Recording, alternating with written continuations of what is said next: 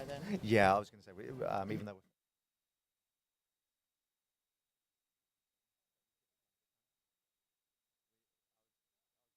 we're on. Okay.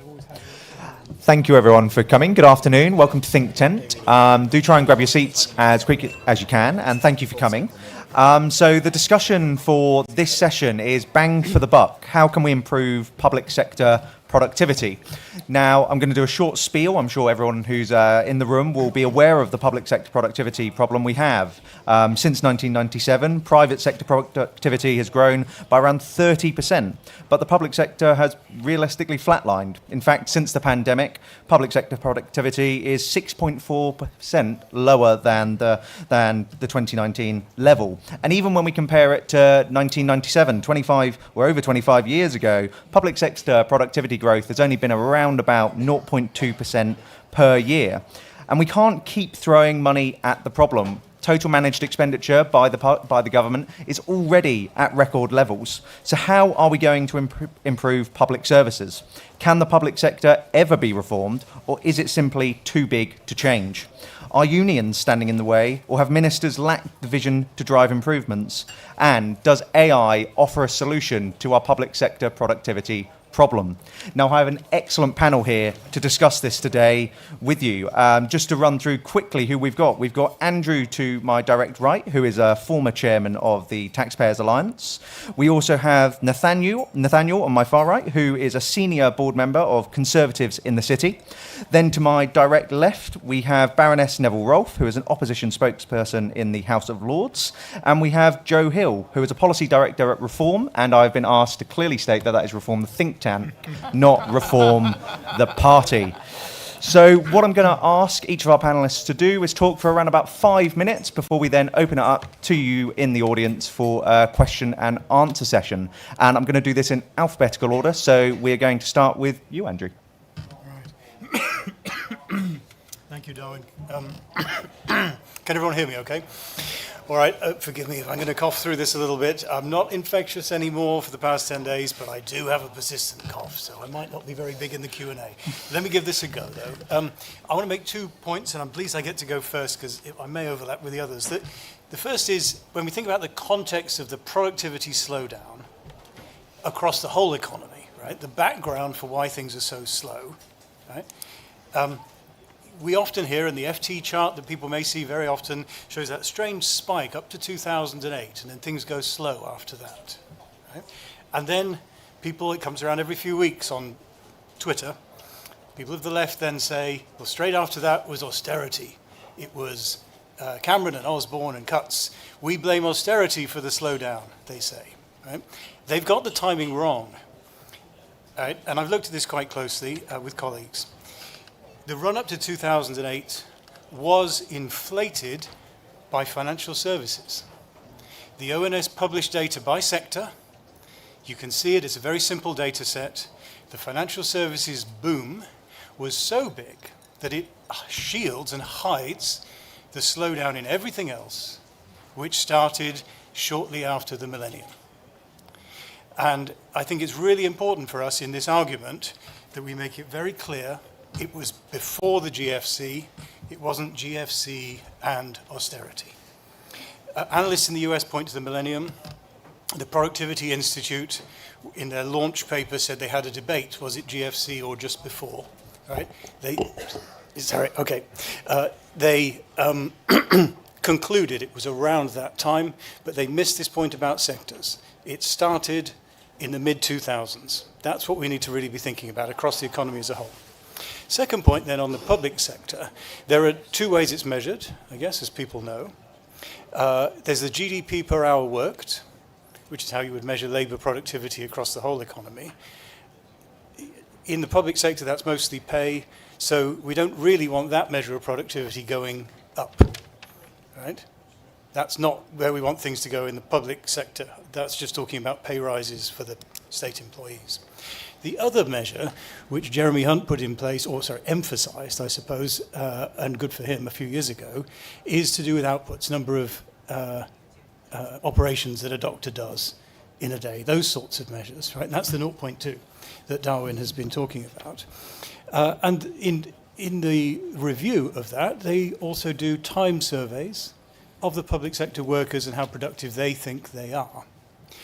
My view is that both of those are not getting at the nub of public sector productivity. Both of those measures, I think, are missing the point. We should be looking at the impact that the public sector has on everybody else's time and productivity, right? That's how we should measure their productivity, right? Not the outputs in terms of paper and so forth. We can push that up, and I'm sure people on the panel will say that needs to be done. I'm sure that's right. But really, when they have, say, an 8-week backlog in some local government department, each month they do 1 month of applications, and they keep up, and it's always 8 weeks behind. So they're doing 1 month of applications each month, and we're waiting 8 weeks. What they need to do is get that down to nil, and their productivity would be exactly the same, 1 month of applications per month, but we would not be waiting. Do you see my point, right? So the impact that the public sector has on all of our time, waiting for them to get back to things, sorting through the process, right? That's how we should measure it, right? And that measure would have a massive impact on the productivity and growth in the rest of the economy if we could all get on with what we want to do with less state sludge. Okay. Thank you very much, Andrew. Next up, Joe. So, can you hear me okay? So as Andrew said, I am actually going to talk about making the paper go a little bit faster. And it's sort of my prerogative, I think, on the panel with my time I have. And I think I'd agree with everything he said, but I do also think that that is an important metric for its own sake, or rather not for its own sake, but for members of the public. And part of the key social compact that we have in this country is that in exchange for our taxes, we receive public services. If you are a victim of a crime, that is investigated and prosecuted. If you need to build a house, you get permission for it assessed. If you are ill, you can see a doctor. If you have children, they can go to a school and they get a good education. By all of those metrics, we are failing really badly, and it is a core part of this country. It's very hard to have a productive economy where people are ill. It is very hard to have a productive economy where people are poorly educated, where people are routinely the victims of crime. It's very hard to convince business to invest if their employees don't want to live in a place because housing costs are too high. So I think those are all important, both on Andrew's terms and on my own terms. And I guess the reason I'm quite happy to be going second is it's very hard to get through these sort of panels without someone using the Paul Krugman line that productivity isn't everything, but in the long run it's almost everything. And it always strikes me as strange that whilst the public sector definitely lacks the kind of discipline of markets to make it more productive, more efficient, and more effective, but by some metrics the public sector could be much more productive than other parts of the economy. The public sector has very long time horizons. It can borrow to invest at rates which are far more favourable than much of business. And yet it never really exercises that. What the state tends to do is take the advantages it gets by size and scale and rule of law, and instead use those for all the wrong ones. So I'll take an example, and hopefully colleagues on the panel who spend more time in business than me can correct me if this is wrong. But my sense would be in business that the incentives generally are to keep your operating costs down as much as possible, and to be more relaxed about investment if you think that's going to transform your business to help you do so. Because at any time, if you need to change your investment, costs are usually quicker, but OPEX is very, very sticky. In the state, we take exactly the inverse approach to that. All of the incentives and attitude are about protecting frontline services, bolstering operating costs, and we squeeze capital and transformation and investment and time and energy of the people who can do those to fit around that, because we don't ever want to deal with a headline which is about people on the front line not having the resources they need, the equipment they need. At some point, that just becomes a losing game, and that's what we've seen with stagnant productivity over the last few years. I'm going to give you like 3 very, very quick examples why, and then I'll try and talk about some solutions very quickly, because often we forget those on the panel and expect you all in the audience to come up with them. I think that's a travesty. We should do our work. So 3 examples. On the state basically spends money on 3 things: people, property, and kinds of procurement. On people, we've sort of, over the last sort of 20 years or so, sort of tried to restrain public sector salaries, sort of largely failed on that, and massively grown public sector headcount after a sort of short period of shrinking it. The Conservative government between 2010 and 2015 reduced the size of the civil service by about 20%. The civil service I joined was about that size in 2015, and now all of that growth has come back. The civil service has grown hugely. I don't know if anyone in this room feels about 20% more served by central government. I certainly don't, although I was very grateful for the salary they paid me for many years. And another, which is possibly more acute, at Reform, we do a lot of research on health policy. Between 2010 and last year, we grew the size of the emergency medical workforce a lot. We about doubled it. In the same time period, the demands for that kind of care only rose by about 25%. So we see a workforce and just sort of throwing bodies at a problem as the solution to everything, and it clearly isn't if you've gone to any NHS waiting room at any point in the last year. On property, we've pursued a bizarre set of strategies to do with sort of selling off capital assets to produce short-term cash flow and then leasing them back, which is not advice I think you'd give to any private business unless it was experiencing serious cash flow issues. And we're very lucky in this country that in the last 20 years the state has not experienced significant cash flow issues. And finally, on procurement, the government has pursued incredibly short-termist attitudes to procurement. We've continued to outsource to many of the same providers. We've created Carillion-sized potential failures, and we've not done the time and taken the work and tolerated a small level of duplication to get more startups in government and more competition that could kind of bear the weight. So what could we do about it? I'm going to treat you all as kind of conspirators in this rather than just try and sell you a story. I think there are three quick things. I think we're measuring the wrong things and we could be measuring the right things. Whole parts of public spending, we have no idea of why they are a good thing. We don't expect any objective from them, and often we announce more spending to grow inputs rather than to grow any kind of output or even an outcome. We make announcements about more police officers, more doctors, more nurses, more hospitals, and we should rectify that. The second is we try and do it in the wrong way. I worked in the Treasury for many years. We try and drive efficiency in this country centrally from Westminster, from the Treasury, through 2% year on year off of your budget. And it seems to me that model is broken. And the reason why, and there's a popular saying, which is, if you owe the bank £1 million, that's your problem. If you owe the bank £1 billion, that's the bank's problem. In that scenario, the Treasury is very much the bank. And large parts of public services have not reformed themselves, have incurred more and more cost year on year, and have built that to central government. We need to devolve responsibility and hold people accountable. And the final one, I think we should focus on speed more. Speed is an underrated metric, but speed and time is money in the private sector. Or even if you run a small charity like Reform, and we do take donations for those who want to stick around afterwards. Speed is crucial, and everything in government, every consultation, every procurement, every asylum case working process, every police case takes longer than it used to, and that has to change. And I think there I'll conclude my remarks. Thank you very much, Joe. And I appreciate the topic of this conversation is public sector productivity, but I think we can all agree the public sector is even more productive than the people outside playing the music, helpfully. Next, though, I'm going to turn to Nathaniel, who comes from Conservatives in the City, so I'm sure you can give an excellent take from the private sector perspective on this. Yes, well, something like that, I hope. But yes, as Darwin mentioned, my name is Nathaniel Laguni. I'm from Conservatives in the City. And I suppose the first thing I would touch on is actually the TPA is a great place to learn about productivity because they've got a very lean team, but they're very productive. So perhaps if the public sector followed in their footsteps, there wouldn't be a need for an event like this. But anyway, I suppose a few of the other panelists have touched on how we measure public service productivity. I suppose there's the output point, which is just about how much you spend. You can spend more on something without necessarily it being any better. And then there's the quality point, right, which is in the healthcare sector, for instance. Part of the productivity measurement is how many treatments you've carried out, but then that's weighted or discounted for how long people had to wait for those treatments. So if I had to wait, a week for a treatment, not necessarily the worst thing. If I had to wait 2 years for that, then maybe that's a bit of a problem, right? And so there's an important measurement point that we have to get those things right. Equally, when it comes to education, teaching hours aren't necessarily the best metric because, again, we're not necessarily concerned about how many hours you spend teaching. We're concerned about the quality of the education received. But that's the measurement point.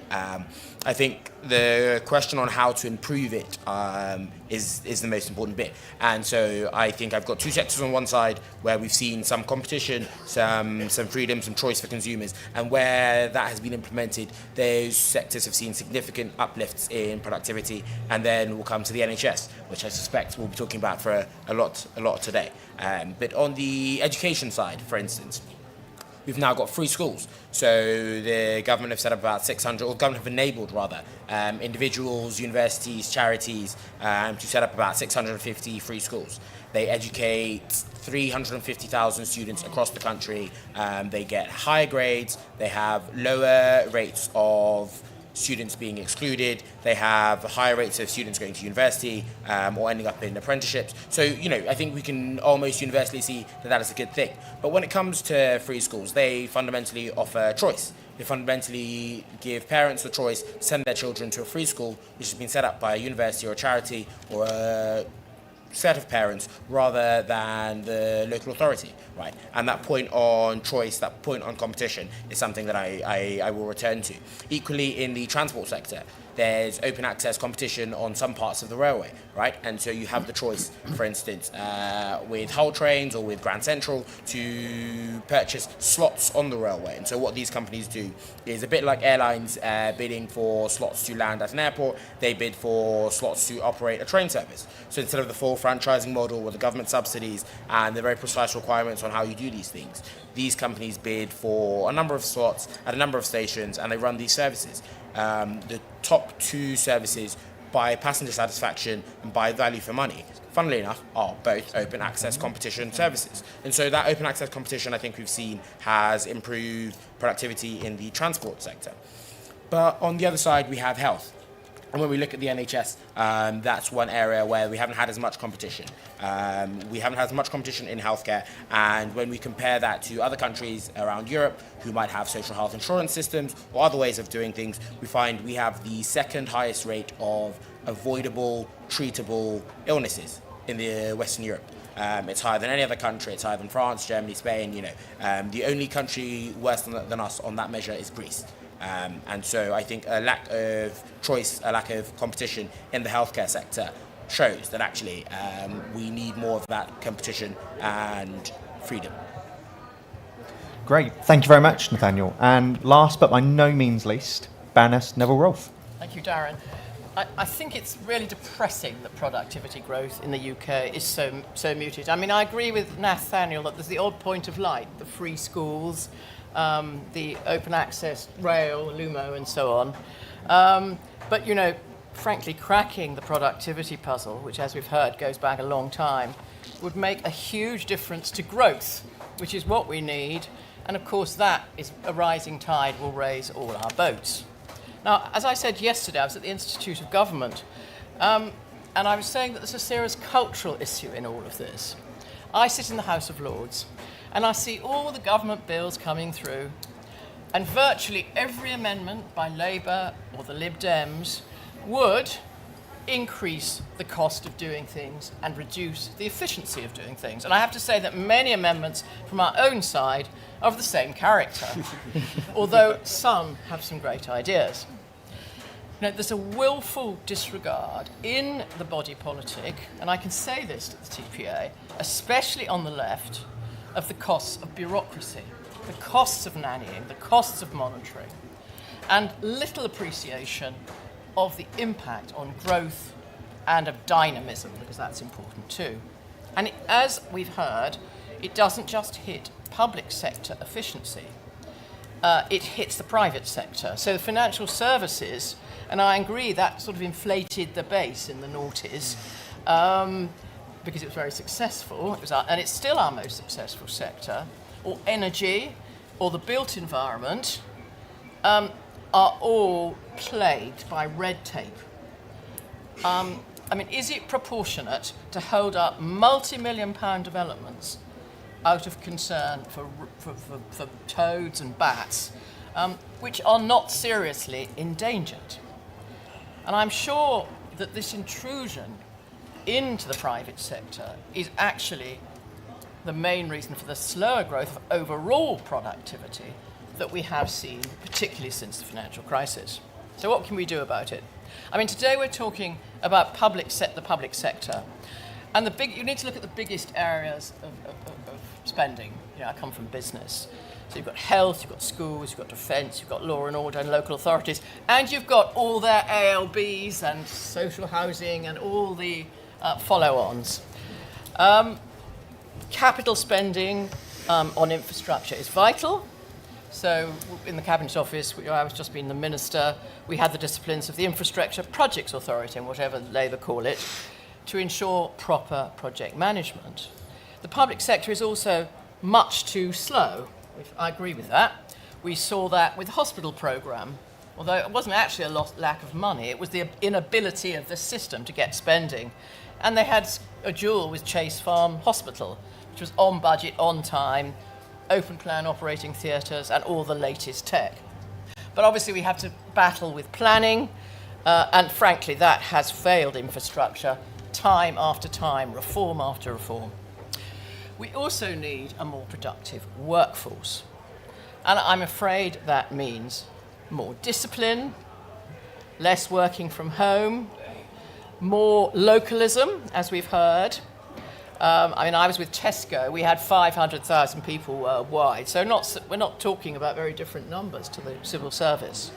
And you've got to have much better management and sort of inspiration and leadership in your organisations. You've got to find a way of doing this and of easing out poor performers fairly and, as I've implied, more intelligence and timely application of capital. If you bring it along too late, you get a disaster. And I mean, in my experience, and that's of public sector companies, both large and small, they are much better than this. They have a smaller bureaucracy, and they learn from mistakes. I don't think the public sector is very good at learning from mistakes. Think HS2, think who they've just let out of prison. And they don't understand the value of right first time, which in a business context you really work at. Therefore, you're always catching up on errors and inquiries, and you're tackling queues. So that is again impacting on the wider economy. Now in France, which also has a big state, productivity is ahead of the UK. And I think that may be partly because they have a different sort of health system. We should also learn not only from overseas, but from others. So Diana Coyle, Cambridge professor, talks about the London Challenge, where head teachers who were not doing well were sent to learn from those who were. And when I was at Tesco, directors used to run stores. I mean, it was obviously quite bad for the customers in those weeks, but sometimes overseas. But they did that as part of a sort of innovation and improvement culture which championed local excellence and learnt from the front line. So they did a better job and the stores improved and got the capital that they needed. And then finally, I should say, when I dealt with deregulation in the 1990s, we had a war on red tape, particularly of the many forms that were hitting businesses. And that reflected a general nosiness that was stunting growth. And I think we now need a similar battle on online information. I mean, data sharing I'm actually keen on. We were pioneering that on procurement with our reforms, on imports. But you've got to have businesses entering information only once. You've got to collect less. You've got to think sort of fewer, better, simpler requirements in the state if we're going to make a start on tackling this wonderful opportunity for growth. Thank you very much, and thank you everyone for all of your contributions. I have got a lot of questions that I personally would like to ask, but I appreciate we are short on time, and I would like to get as many questions from the audience as possible. So if you can put your hand up, provide your name, where you're from, and if your question is directed to someone in particular, then can you say who? Callum, so we've got the gentleman in the grey jumper there, and then Ben, the gentleman with his hand up just here. Yep. Hi there, Jordan from the Institute for Government. One thing that we haven't really talked about is the impact of AI and of other technological change. I'm just really interested in the panel's thoughts of basically how that could help solve this problem. Who would like to set that on? Joe? What are we just one at a time? Yeah. Yes. So we published a paper very recently on AI. It's amazing to me how much the discussion in the last sort of 7 years has moved from is it hype, is it not, to kind of where is it hype, where is it not, where's there a bit of sharp action in here and we can do something. Our sense is that there's quite a lot of value, not as much value as some people think, but it's all to play for. I think the single biggest barrier we talked about in the report is around risk appetite, and because we're short of time, I'll maybe characterize it in a slightly extreme way. The key accusations leveled at AI of all kinds, particularly generative AI, are that it sometimes gets things wrong, it's biased, and it needs human oversight. Those are all three things we would say about human-run public services today in this country. That's why the AI is also like that. And we think that often we hold software to an unfair standard in this country when we think about automation. It doesn't have to be perfect, it has to be better than existing public services. And I think policymakers should ask themselves how good they think those public services are. Lucy, Well, AI. I mean, technology has given us advance forever, so I'm keen on AI, and the government did a lot, Rishi did a lot on AI. But 2 points. First of all, it's actually tech and AI. People have been too slow in the public sector to take on the benefits of tech. AI is just the latest thing, which has made it a little bit more sexy, which helps us to get more investment. And secondly, don't use AI to bring redundant material into the public sector, which you should be getting rid of. What we've got is too many layers, too much being done, a lack of simplicity and discipline. And I worry that the AI and the people who are, pitching for AI contracts are just making sure that the state stays the same way as ever, rather than thinking about how we can innovate and change. Nathaniel? Yes, so there's a big picture around AI in financial services, which the Conservatives in the City are very interested in. But actually, when it comes to AI in public services, there was a study done, the results were released in March, I think, of this year, on AI in health. And it was of 10,000 women going for their mammograph scans, and all 10,000 of their scans were reviewed by AI and human clinicians. And for AI spotted every single one of them that had signs of cancer, and an additional 11 of them that the humans didn't see. The humans didn't see the cancer in 11 of them, but the AI spotted them in all of them that the humans did, plus the additional 11, right? And so the point there, I think, is actually if you, instead of having two people, for instance, going over each scan, you can have one person with the help of AI. So there's a place for AI, I think, in functions like that. I think there's a big question around trust. If you tell people, do you want to be dealt with by a human or by a machine? I think sometimes people will go, I want to be dealt with by a human. And that's understandable on some level, because people don't have that same level of trust. But the stats tell us this stuff is pretty good. Great, thank you. So yes, the gentleman here. Yeah. Hi, I'm Ben from Reading, West Mid, Berkshire. I recall reviewing the report that the government produced, the cost-benefit analysis of housing migrants, illegal immigration migrants in hotels over creating dedicated area. And the report correctly reported that it was cheaper to put them in hotels, but the report also failed to even look or factor in the cost of not operating hotels, the tax receipts of not having hotels operating at that time. So my question is do you feel like the civil servants understand the nature of value? And if not, how would you implement a greater culture that actually gets better results? Andrew? Yeah, thank you, Ben. If I understood you right, you're talking about a sort of public sector business case that only looks at half the story. Yep, spot on, absolutely. I spent 4 years as a counsellor a long time ago, and I saw this time and time again, that the broader impacts were missed. The private sector can pick up everything that's internalised within a business and must do, otherwise customer and competitive pressures will wipe you out if you don't do it properly, right? The state sector time and time and again will miss out those factors. And I think even when they try, and I've looked at some of the blue books and green books and so forth in great detail professionally, they underestimate the dynamic impact of some of the changes, right? So in your hotel example, they may well have thought, well, they'll just stay somewhere else. right? No, actually, changing capacity in the market will change the supply-demand curve, will move things. What is that? And that dynamic effect, I think, is often missed. It's a very good point. Joe? Yes, I'd agree. I think often the government is not very good at evaluating those kind of complex second-order impacts, which make a massive difference. And I think I'd add to that often the government is particularly not good at thinking about market construction and sizing in a way that is clearly evident in that case.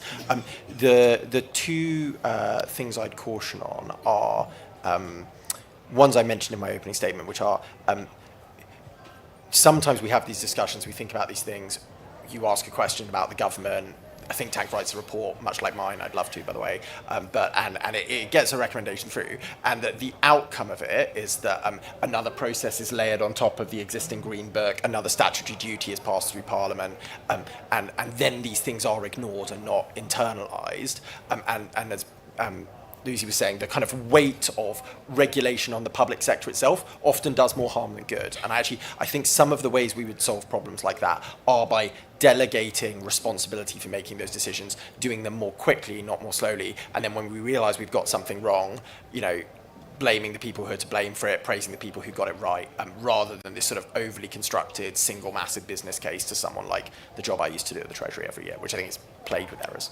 I mean, can I come in? Because I think the cross-cutting nature of this issue, and my favourite one, which is rather an old one, was foot and mouth, the DEFRA, whatever it was. It was very narrowly focused on the cows and the burning of the cows, and the actually biggest harm was to the tourism industry, which is a completely different department, which I don't think they even thought about.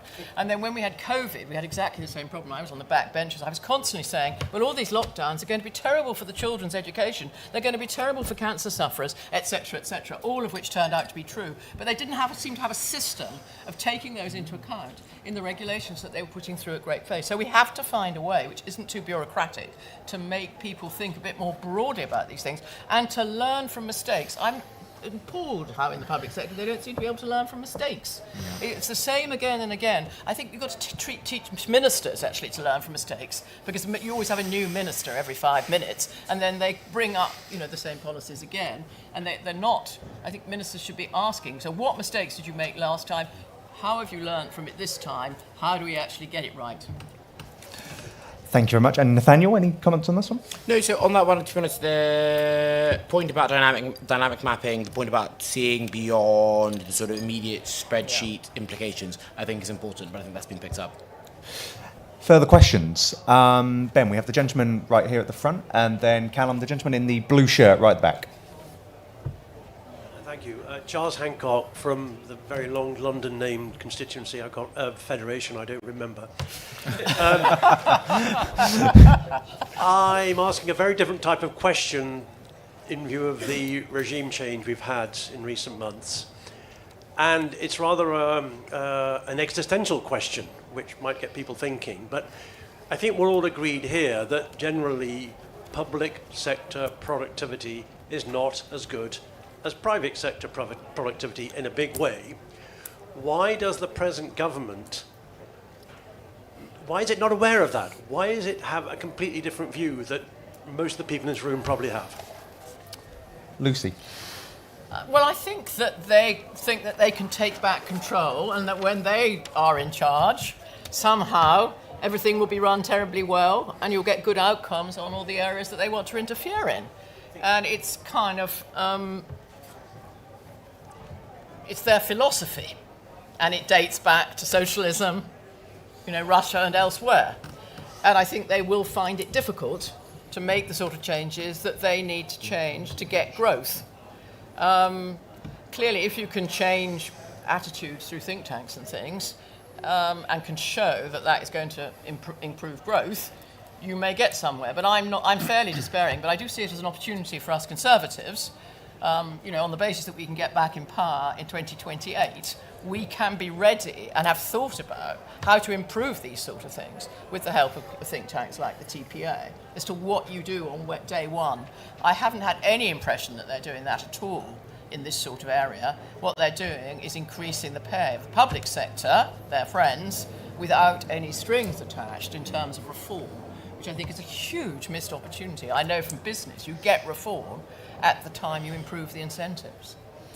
You can be guaranteed the TPA will continue pushing this no matter which party is in government at the time. Andrew, do you want to pick up on this one? Thanks, Darwin. I think you're absolutely right, Charles. If you're able to put side by side a private sector team operation business with a public sector team or operation doing similar things, you can see exactly what you're saying, right?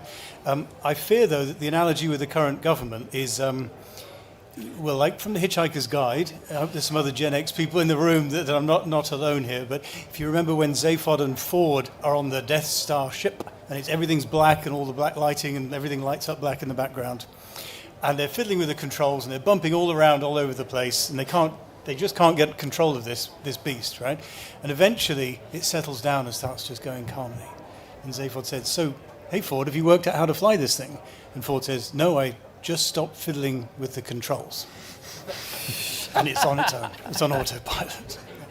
I think that's an excellent summary. Nathaniel. I'd be very brief, but I will quote Margaret Thatcher, which is when people are free to choose, they choose freedom. And I think the relevance of that in this case is that if the government don't offer people choice, whether that's in healthcare, whether that's in education, whether that's in transport, as we've discussed, then there are no incentives for efficiency, there are no incentives for productivity. Indeed, the incentive is sort of to grow the size, right? So I think the incentive is to secure more funding rather than to necessarily improve outcomes. I think that's a point in terms of productivity that not enough people know. Yeah, and if I'm allowed to come in on something like open access, which you mentioned, it can actually make things worse, because if the government is in control of part of the train set, they might not be so keen on the open access people making so much money. No, this is true. That this I remember doing privatisation of prisons. We didn't do many, but the main effect was not the ones that were run by the private sector, but the effect on culture in the other prisons, which at that time, this was in the 90s, a long time ago, under Michael Howard, got a lot better. Okay.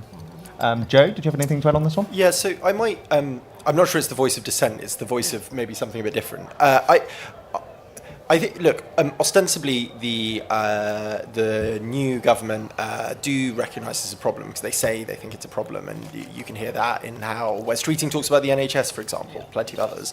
It's been the stated policy of governments going back as long as I care to count, and we haven't moved the dial in the way that we've just talked about. So the key question for them and the Conservative Party and anyone else who wants to kind of play in this field is why. And my take is it's a failing not of individuals but of institutions. This is an institutional failure point.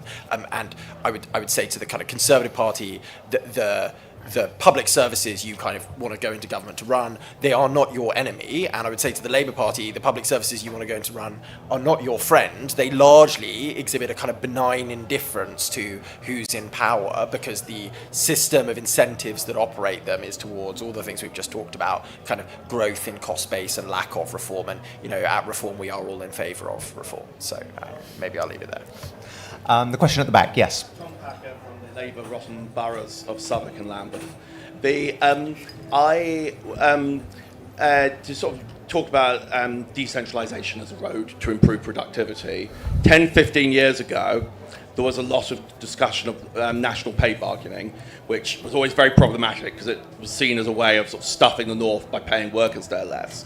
What about switching to a system where instead of having public sector pay rates, they're set on a very small level in the public sector, possibly even in a single office or a single county or that kind of thing. There's a public sector budget, and that way some of the issues like the difficulty in getting high-level consultants, the difficulty of bringing in the best talent from the private sector because they get paid a lot more, could be dealt with in ways that might improve public sector. As part of the problem that if you ran the pay for the entire retail industry on a national level, setting national level pay freeze, it would be a lot less efficient. But some kind of decentralisation of pay bargaining might be a route to improve public sector productivity. Thank you, Tom. Nathaniel, on localised pay bargaining. So I suppose you want to be paying people enough in local areas around the country to attract good workers, right? And what you sometimes do if you set things on a national scale is that while you may be able to attract people outside of London, actually you'll find that in somewhere like London or somewhere that's slightly more expensive, you can't attract the good workers that you need, right? And so there's a balancing point there about paying workers or offering salaries that are good enough to attract high quality workers. And there's a point about actually if you don't get the right skills in through the door, then you end up with the excessive reliance on outside consultants. And when you do that, that of course just incurs extra cost for not much productivity. Andrew? Thanks, Darwin. I think it's a really good point. I was a school governor for 8 years, and we used to see people struggling to rent a flat and commute hours and hours to the school. This was in sort of London suburbs, who would then move a few hours away to the country on the same scale. They'd lose the London waiting, but boy, could they afford a lot more, right? So this was downside of the national scales, right? You can't really make it work in all the different environments, right? So I think you're absolutely onto something. I would just say it depends who's managing it and who's on the top of this whole system, and a warning would come from the railways, which has been mentioned in the late 90s, early 2000s, in the early days of franchising, when they all did their local pay bargaining. I think it was Northern Rail who got somewhat taken to the cleaners by the unions, and then everybody else looked and said, we can get that pay, and then it bid up and up in a spiral, right? And now we have them pay twice as much as the French. And it started, unfortunately, with mismanagement of this sort of localization, so we have to be very careful. Lucy, it'd be interesting to hear from you on this topic and about the political viability, really, of localised pay bargaining. Well, I was thinking that. I don't think you're going to get that for 4 years anyway. And I think it is actually quite difficult. I mean, what's happened a bit during the period when pay has been stretched is you've seen a lot of grade drift. So you need to take that into account. It's one of the reasons there's so many grades. It's sort of grade drift. What I've found is where you set up a new unit, like the Public Sector Fraud Authority, which I did a lot of work on because we had a fraud problem, you can actually get sort of better people in and organise the thing in a better way. And when we went out of London, we got the civil servants to go out of London. I mean, there's a limit to that, but you get at least half. If you transfer functions, you lose half the people, so you get another lot of people from the local area. So in Glasgow, we were getting very good people. In Belfast, the people, PwC were losing people to our HMRC offices. So in a sense, that is dealing with this in a slightly more roundabout kind of way. I think it would be quite difficult to suddenly bring in, unless you had a very big majority, to suddenly bring in local pay bargaining. But Joe, you're from the Treasury, you might take a different view. I mean, I'm probably being a bit defeatist. Not been from the Treasury for some while now, but I'll try not to take their line. Although it's good to see former colleagues of mine from the Treasury in the audience who might want to help. I won't pick them out. So look, I'm all in favour of more pay flexibility. Yeah. I think the principle of pay in public services should be the same as the principle of all public services, which is it is for the public, not for the services. And we need to kind of get out of the mindset in this country that public services are for the producers of them rather than the people who benefit from them. I think we're all in this room probably in favour of one end of that, which is not all public sector workers are created equal, and poor performers or people who aren't taking on kind of more responsibilities and stretch should be paid the market rate for that. I think we do need to be open to the opposite end of that spectrum, which is there are incredibly talented, incredibly excellent people in public services who on balance are more likely to leave because they cannot attract compensation for that. And I think the way you make that politically viable is that you show you are able to do both of those at the same time. I think the principles of a lot of public sector pay in this country are that we treat everyone equally, and it's clear that while people may have immeasurable equal human value as public servants, not everyone is of equal value to state. So we need to get out of that mindset. I'll leave you with one fun anecdote on this one, which I spoke to a businessman outside of London recently for a paper we were writing, and I was asking him about wage disparity of the kind that Lucy was just talking about, and whether or not he runs a tech company, whether or not you would need to pay civil servants more to attract some of his employees into government. And he said to me, "No, Joe, I think I can get away with paying them less than they would. You have to pay them more to work in government because the conditions would be so horrible. The ways of working of government would be so horrible and anathema to them." And there's a lot of truth in that, right? A lot of the things we would expect, for example, software developers to do if they came and worked in the civil service are sit in a lot of long meetings, make a lot of PowerPoints, occasionally try and type something for the minister explaining something. That's not what they're best used for. So across the board, we need to kind of break down the categories and treat people differently. More questions from the audience. Ben, we have a lady right here at the front, and then Callum, the gentleman right at the back in the beige jacket. Yes. Hello, I'm Lindsay Sharrett from the Wrekin. So actually what I was going to ask ties in quite nicely to what Joe was saying just. I'm not public sector, I'm private sector. I do consulting, project and program management. This to me is a failure of leadership. So when I see this in the public sector, when I go into a company to fix something, it's invariably the C-suite isn't communicating strategic plan down and vision and mission, and the team leaders are completely demotivated and are not getting their employees on board and picking out who's good and who's bad. So is there any incentive in the public sector to actually bring this down the leadership chain and then across all of the team leads and motivate people that way? Because that increases productivity and it doesn't actually cost anything. Lucy, on incentives? Well, I'm rather controversial on this subject. I mean, we had the same problem at Tesco when I was first there. And so what we did was we made the leadership, can you hear? We made the leadership much more responsible for their own areas of leadership.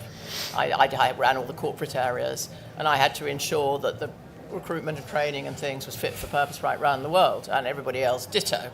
Now that is not the way they do it in the public sector. They say we've got to have better leadership. So, you know, they have a vast HR department, thousands of people, and they do lots of kind of leadership and bring in consultants. And I think this is a bit of the same in the NHS. What you've actually got to do is to get the people who are running the areas to be much more engaging and clear with their teams and get involved in that and deal with poor performers. So it's a very big culture shift. It's not that you hire HR to help you, although HR need to train them. It's more that you've got to change how you lead. And what seems to have happened is they've brought in the McKinseys of this world and they've added in a lot of layers so that they've got lots of people who are expert in all of these things. But actually, that doesn't make the thing better. It actually, I fear, in many areas, and obviously I haven't worked everywhere, has made it worse. You're nodding. Andrew, I was going to ask, from your experience of the private sector, do you think this is something that the public sector could helpfully learn from? Yeah, absolutely, Darwin. If you think in any organisation, a mix of different types, different mindsets, you've got people who are leaders who want to change and break things up and achieve something, and they can see where to go. Second category of people who will be inspired by that and will work long and hard to follow that vision because they see there's value in it, right? And then a third category of people who just show up and take over, right? And when Joe was just talking about people moving from one sector to the other, would they enjoy one culture, the private sector, or another culture, the public sector, more? Well, you can think those three different types would flock towards the culture that suits them the best. And what occurs to me is this video been going around for a few months, Gen Z Boss and a Mini. Gen Z Boss and a Mini, anyone seen this one online? It's all over Twitter, right? The little videos, right? These are Gen Z people who clearly don't really feel inspired by their jobs, right? Don't know where they work, but you could imagine where they would fit best. Joe, from your experience of the civil service, is this something that you would have welcomed? Yes, I think the thing I would say to skeptics that we can change things is that you do have allies in public services, and you maybe have more than you think. And it has been a sort of failure of successive administrations to sort of find their own within the civil service or frontline public services and work with them. I mean, Lucy and I were just talking about some research we did right before this panel. We surveyed a bunch of civil servants for a report on talent and performance in the civil service. Broadly found 7% of the civil servants we surveyed thought that poor performance was managed well. 6 in 10 of them were aware of disciplinary issues that had not been addressed and should have been. A third of them thought that talent rise to the top. That meant 2/3 did not. These people are frustrated by those exact things. They affect them in their day-to-day lives. And Lucy's absolutely spot on when she says you need to devolve a lot of this responsibility, because the mechanisms we have at the moment, speaking as a former civil servant, and I think this replicates in a lot of, not just the public sector, but big bureaucracies, right, are that you're kind of supposedly notionally in charge of dealing with these issues, but the processes all involve deferring to some kind of distant team, an HR team, or going far up your chain before a decision's made. And actually you need to locate that kind of resource, that kind of staff, as close to the people who are responsible for, are we delivering this project, yes or no? And that's something we haven't got right in the state, and we made some recommendations about changing. The gentleman at the back. Thank you. Chris Stewart, I'm a councillor in York. Isn't the biggest way to improve productivity if we passionately believe in it and we passionately do something about it? By which I mean, over the last 14 years, we've been in government and we've presided over the boom in civil service numbers.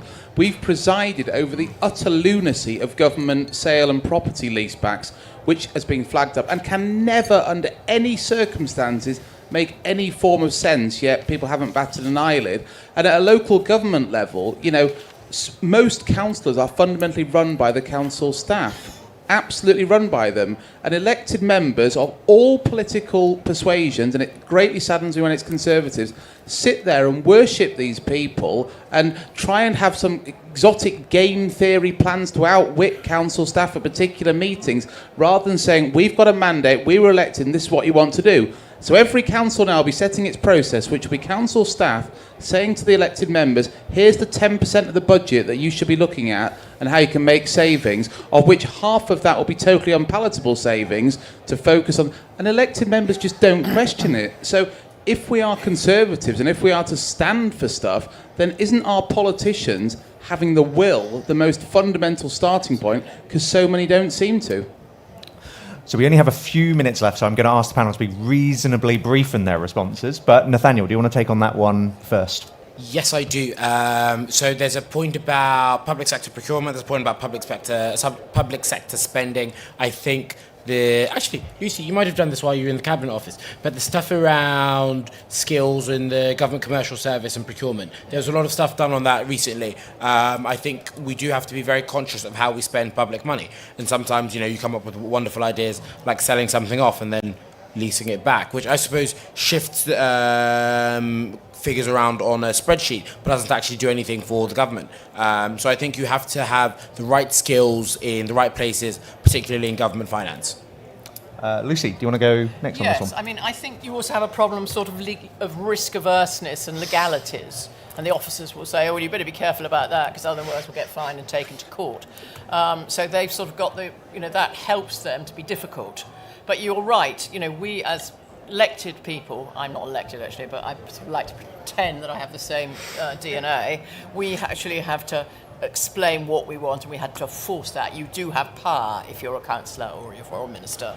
The second thing is, I've got this idea that we should get away from the equality assessment, which comes on every piece of paper to a minister, and have a sort of productivity assessment or some such thing like that, so that everybody is thinking as they move forward, how can we actually improve growth and productivity? Joe, do you want to comment on this? Yes, is the answer.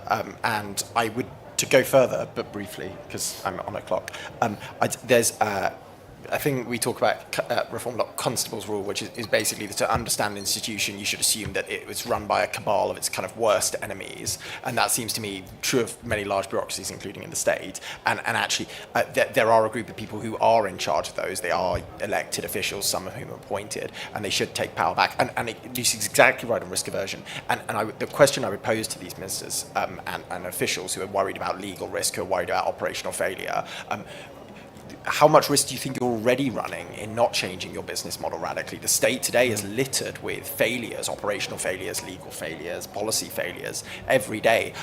It worries me when we talk about risk aversion, like how much worse do we think it could get versus how much better could we make it if we were willing to gamble a little bit more? And for the final remarks, Andrew. Yeah, thank you. First of all, I commend you on being a councillor. It was really draining, and I remember for 4 years. I think we have 400 odd councils in Great Britain. They're far too small. It's crazy. I imagine you're in a small group of a few dozen members who want to do the right thing, and you're up against a few dozen opponents from the left, and then hundreds and hundreds of officers, right? You can't get to scale economies, right? You can't mobilize resources and build things better when the councils are so damn small. So it's 50 years since we had local government reorganisation in this country, which merged Paddington and Marylebone and Westminster into one, right? It's long overdue. We should have bigger councils, right? Much better. Thank you, Andrew. And I'd like to thank you all for coming. And I would also like us all to thank the panel in the usual way. One final thing as well. I would also just like to thank the catering staff, also the audio and lighting staff, and the TPA team. This is the final TPA event at conference this year, so I'd appreciate a round of applause for all of them as well. Thank you. And I believe the next event, the entire room has to be cleared. So I would appreciate, if possible, if we could be quite quick in terms of getting out, so that then we can then turn the room around. Thank you very much.